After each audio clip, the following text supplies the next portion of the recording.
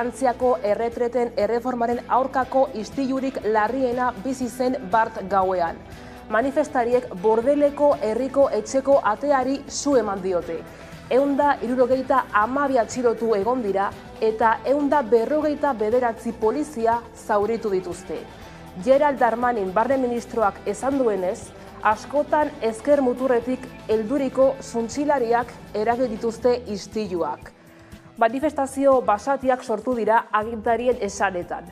Eta bart gauean, beirak apurtu eta zabor edukiontziei zein kaleetako bestelako osagaiei su eman diete. Frantziako hiri gehienetan mobilizazio jendetsuak egon ziren baita ere.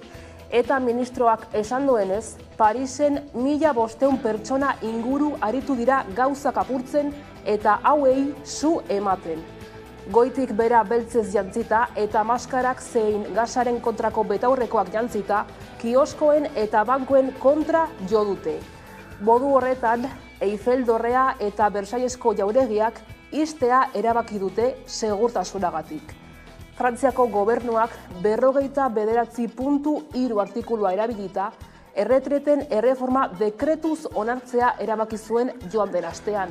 Eta ordutik protestek ez dute etenik Frantziako estatuan.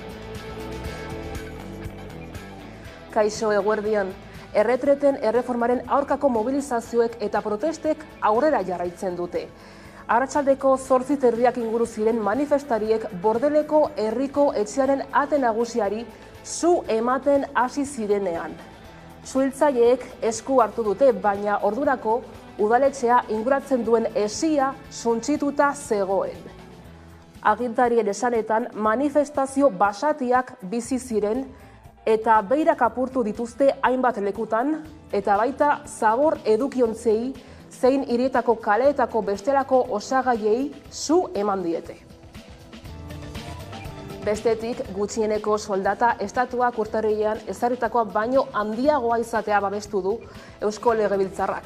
Alderdi gehienek erdibideko zuzenketa bat onartu dute eta adierazi dute komeni dela Confebask, patronalak eta sindikatuek gutxieneko soldata bat adostea Euskal Autonomia Erkidegoko errealitate sozioekonomikoan oinarrituta. Gauza jakina da, hemen bataz besteko soldata Espainiar estatukoa baino 120 altuagoa dela. Eta hemen bataz besteko soldata 120 altuagoa da, bizitzaren kostea ere gutxi asko 120 altuagoa delako. Beraz, hemen Europako Karta Sozialaren irizpidei jarraiki 1.200 euroko gutxieneko soldata bat beharko litzateke. Giza kate batek Errenteria eta Donostia lotu ditu gaur goizean Euskara Batua omentzeko. Ekitaldia Orereta ikastolak sustatu du eta 8.000 lagunek hartu dute parte giza kate erraldoiean. Euskara Batuak herriaren garapenean izan duen balioa azpimarratu nahi izan dute eta Euskara Batuaren sorreran bultzatzaile izan direnak oroitu.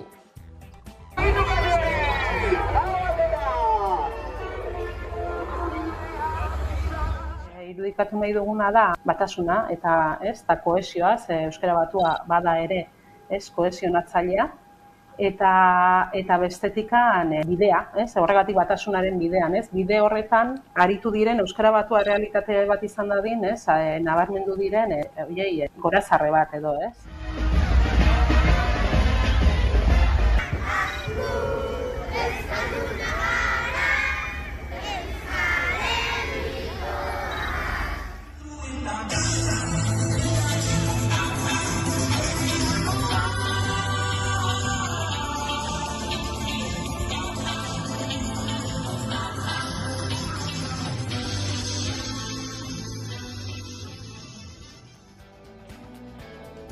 Gasteizko azken arrok jaialdiak kartela itxi eta kontzertuen ordutegiak aurkeztu ditu. The Cleopatras, Mimi and the Miseries eta Lost Cat taldeek osatu dute Transbileko programazioa. Bestalde, The Fusilis taldeak Andra Maria Zuriaren plazan joko du hiriko erdiguneko kontzertuen eskaintza osatzeko.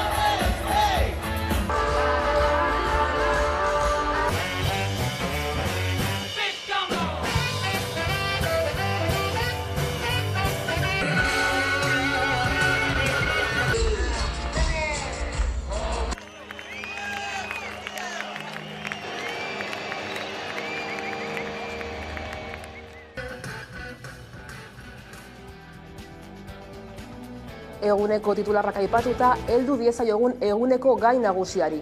Frantziako pentsioen erreformak grebarako arrazoi izaten jarraitzen du, eta bart gauean manifestariek Bordeleko herriko etxearen ateari su eman diote.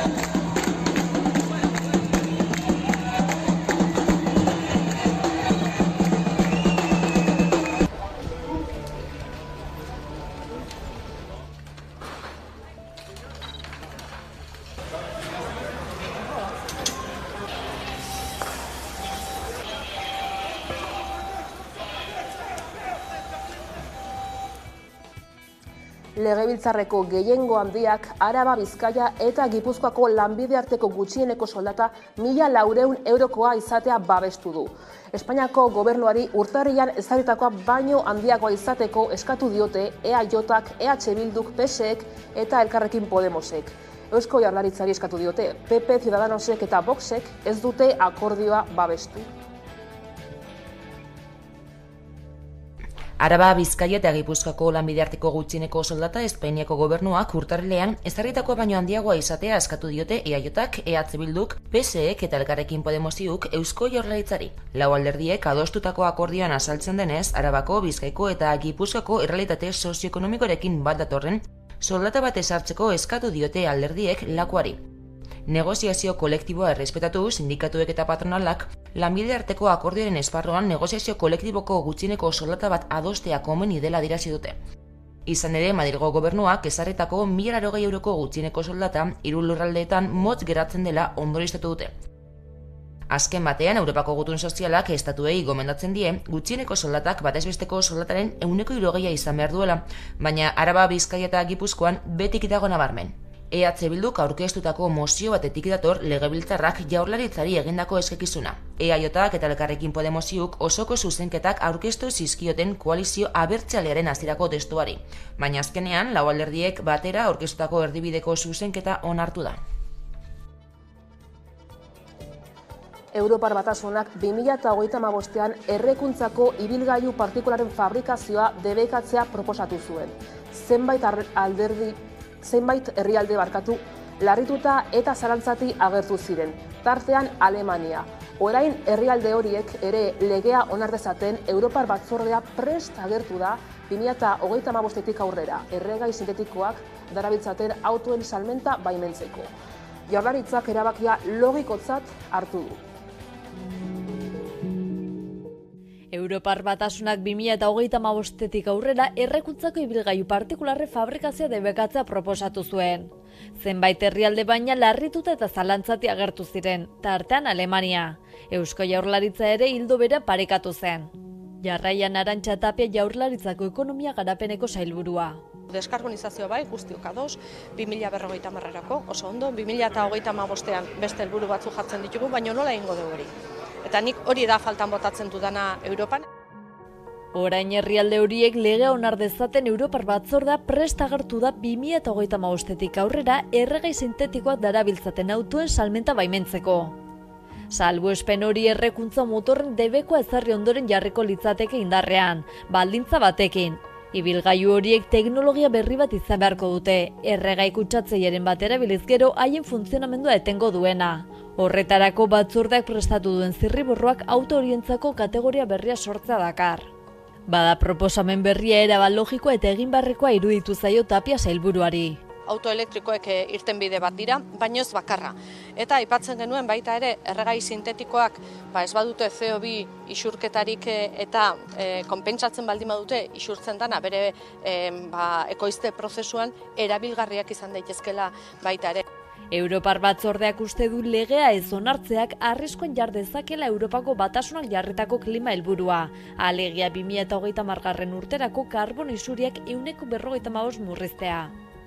Bruselak elektrifikaziorako apustu egin eta sektoreari trantsizioa bultzatu du, zuzentarauen eta diru laguntzen bidez.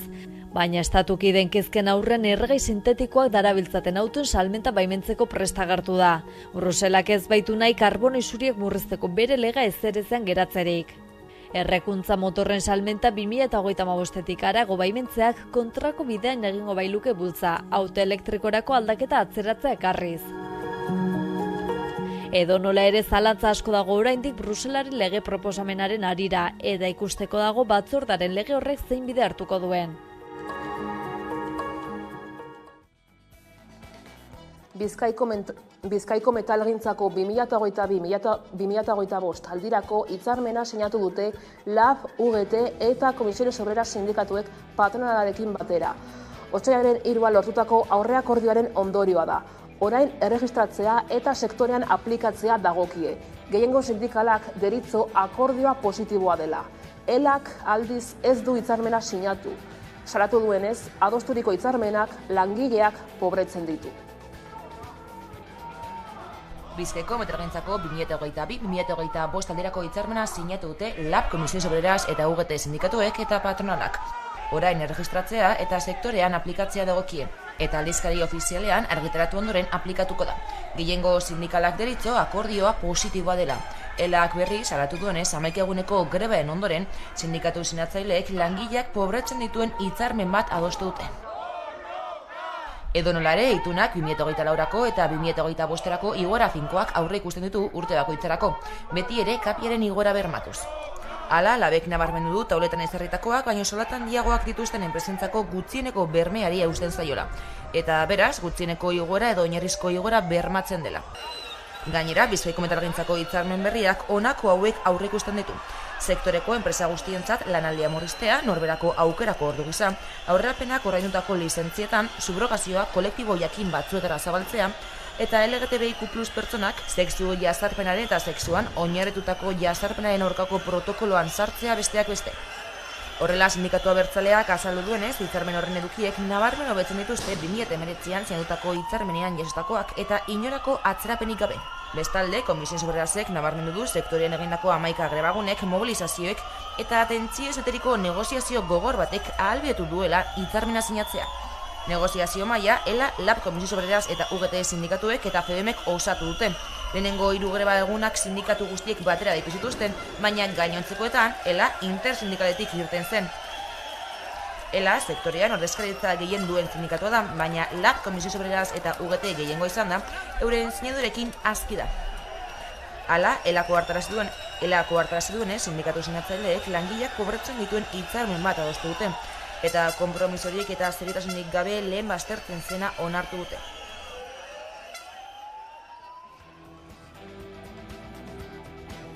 Eta Legutioko udalak 10 eguneko epea ezarri du Urbinako txabolak lurrera botatzeko.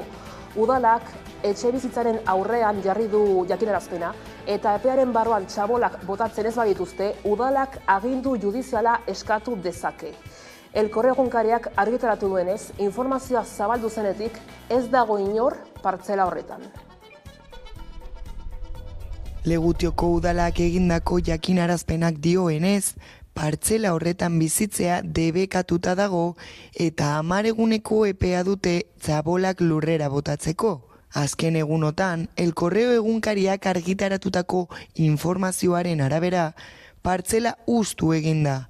Hau da, zenbatutako 51 lagunetik gaur egun ez dago inor txaboletan. Udalak eskainetako informazioaren arabera, 2020ko abenduan udal arkitekto teknikoek lehen txostena egin zuten, etxolak eraikitzeagatik obra batzuk geldiaraztea ebatzita.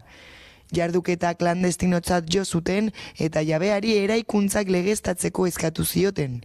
2021ean berriz bigarren txosten baten bidez, baieztatu zuten jabeak ez zuela legeztatzeko eskaerarik egin, eta udalari eskatu zitzaion zehatapen eta eraiste prozedura hazteko. 2022an udalak zenbait kexa jaso zituen, eta azkenean 2023ko martxoaren 7an gizarte langilea jende asko erroldatuta zegoela egiaztatu ondoren, hezkuntza sailarekin harremanetan jarri zen Bertan bizi ziren 6 adingabeak eskolatuta ote zeuden egiaztatzeko. Umeak ez ziren hezkuntzako zerrendetan agertzen.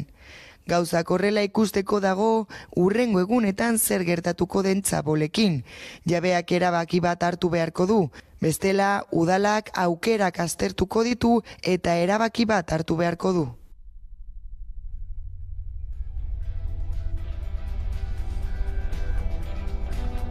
Eta Iruñako Sanduzelai auzoan eta Alde Zaharrean auzo problematika eta aldarriak dituzte. Sanduzelai auzoak Iruñara sartzeko auzo nagusiak trafiko handia du eta bertako bizilagunek biribilgune nagusia lurperatzeko eskatu zuten manifestazio batean. Alde Zaharrean ordea gentrifikazioaren aurkako aldarria izan dute azken egunetan. Sanduzelai 300 pertsona inguruk parte hartu dute manifestazio batean biribilgune nagusiaren lurperatzea eskatzeko. Baina aintzinetik auzoaren erreklamazio historiko horrekin lotutako jarduerez betetako astea izan dute. Astelenean mugikortasunari buruzko hitzaldi bat izan zen. Asteartean berriz, udaleko talde politikoen mahai ingurua. Auzokidek salatu dutenez, 40.000 ibilgailu baino gehiago daude egunero, auzoa zeharkatzen.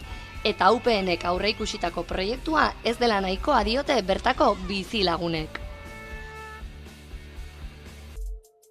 Alde Zaharrean ordea, bertze aldarri bat, gentrifikazioaren aurkako oihua. Auzokideek Burgoen plaza hartu zuten. Alde Zaharrean azken urteetan gertatzen ari den gentrifikazio prozesua gelditzea eskatzeko. Alde Zaharra ez dago salgai lelopean. Gentrifikazioa ematen da toki zehaz batean, bertako jendea arrazoi ezberdinengatik ospa egin behar duenean. Hemengo alokairuak supermegaltuak, supermega garestiak eta hemen ezin dira bizi, ez? Bi astez, salgai kartelak paratu dituzte Alde Zaharreko balkoi eta leihoetan. Alde Zaharraren eta bertako espazio publikoen komertzializazioari uko egitea, auzoaren merkaturatzea eta bizilagunen bizi baldintzen okertzea izan direla salatu du Alde Zaharra sare komunitarioak. Egoera hau bultzatzen duten arrazoien artean, 3 dira nabarmenki azpimarratzeko. Gehiegizko ustiaketa hosteleroa. Masifikazioa, zarata, zikinkeria, eta oso importantea den beste gauza bat, eremu publikoaren privatizazioa, terrazekin eta, ez? Bigarrena izango zen, gehiegizko denetariko ekitaldien metaketa, ematen du Iruñeko Alde Zaharrean dena egin behar dela, eta hirugarrena da turistifikazioa, ez? Eta bere seinale kezkagarriekin. Auzoak auzokidendako bizitoki atseginagoak izan daitezenaren eskakizuna hortaz Iruñean.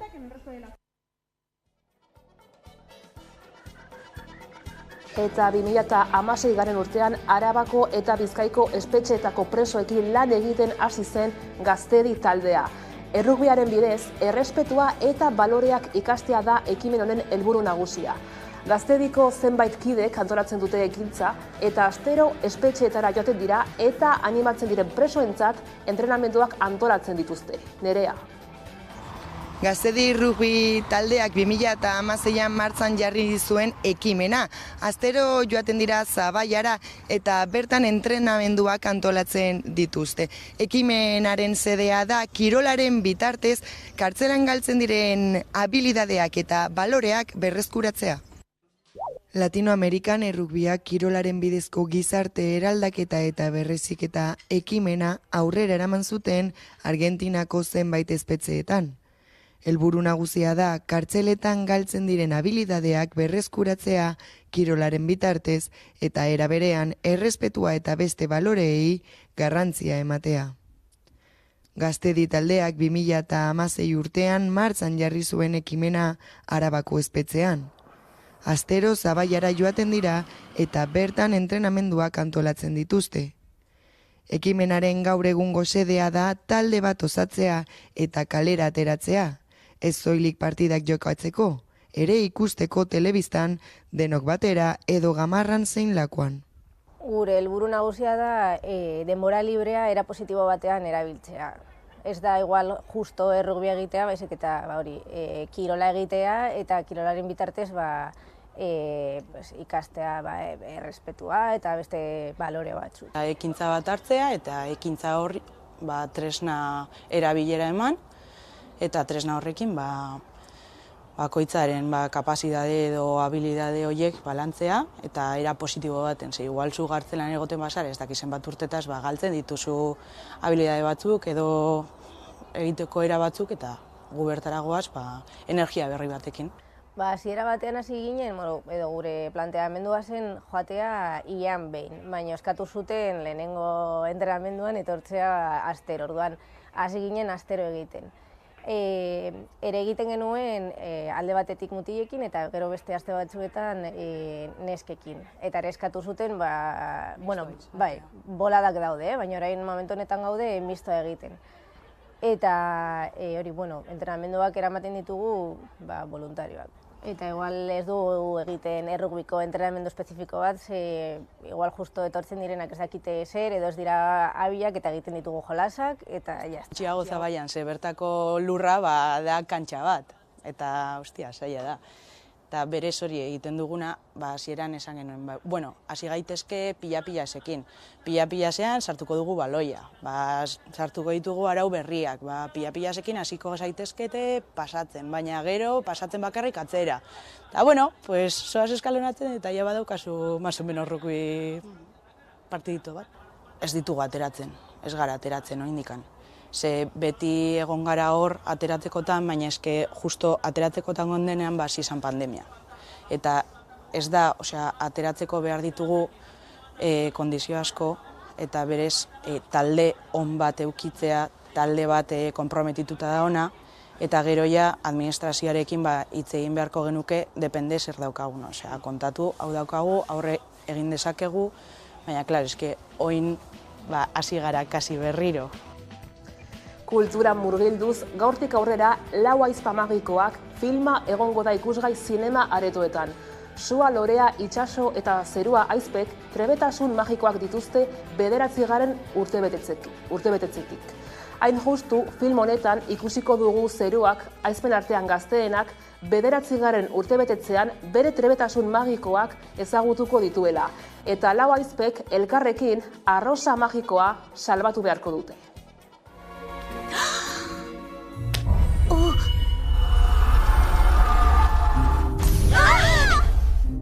Lau Ahizpa Magikoak filma martxoaren 24 aurrera zinema aretoetan izango da. Orain zeruak ere bere boterea duela, arrosaren misterioa argituko dugu. Sheridan Winen Spread Sisters liburu sortan oinarrituriko filmak sua, lorea, itsaso eta zerua ahizpen abentura magikoa kontatzen ditu. Lau ahizpek trebetasun magikoak dituzte, 9. urtebetetzetik. Horietako bakoitza, sua, ura, lurra eta airea 4 elementuetako batean da nagusi. Ahizpak elkarren aurka jarriko ditut. Hain justu film honetan ikusiko dugu zeruak, ahizpen artean gazteenak 9. urtebetetzen bere trebetasun magikoak ezagutuko dituela. Bada Lau Ahizpek elkarrekin arrosa magikoa salbatu beharko dute. Master, arazo bat daukagu. 4 elementu.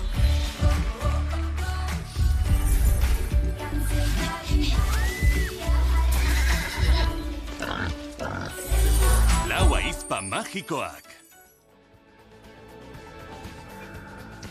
Eta martxoaren 25ean Arabako bertso kuadrilla arteko finala izango da Laudion.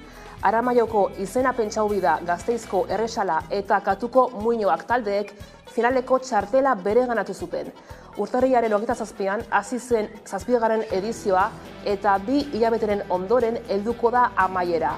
4 ligatan banatuta 12 saio burutu dira Araban zehar. 3 final aurreko eta finala.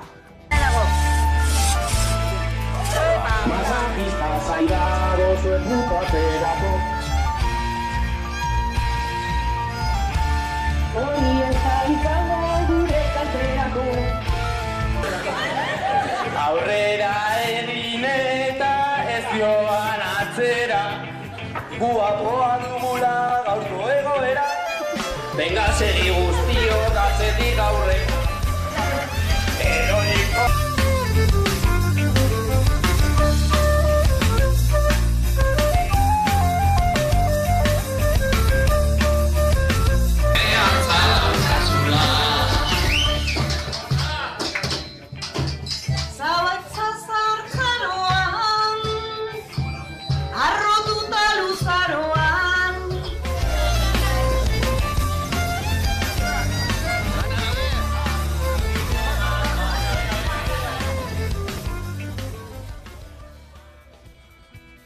eta komedialdia umore jaialdia bueltan da Gasteizen. Ikusten duzuna eta dena ikusezinaren indarra lelopean, maiatzaren 2tik 7 izango da komedialdia aurten. Antzerkiak, kaleak eta herriko denda txikiak ikuskizun eta komedia jardueren protagonistak bihurtuko dira. Jaialdia 4 saietan banatuta egongo da, zenbait jarduera desberdinekin.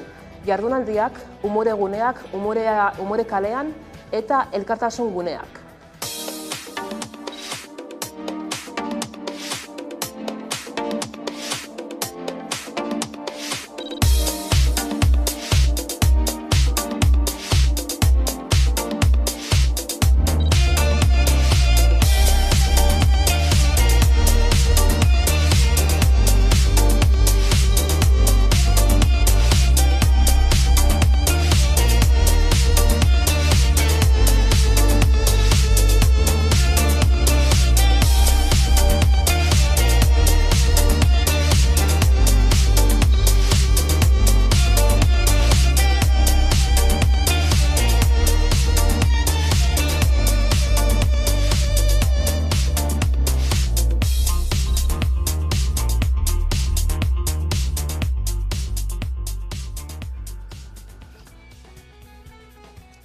Eta horrela iritsi gara albistegiaren bukaerara.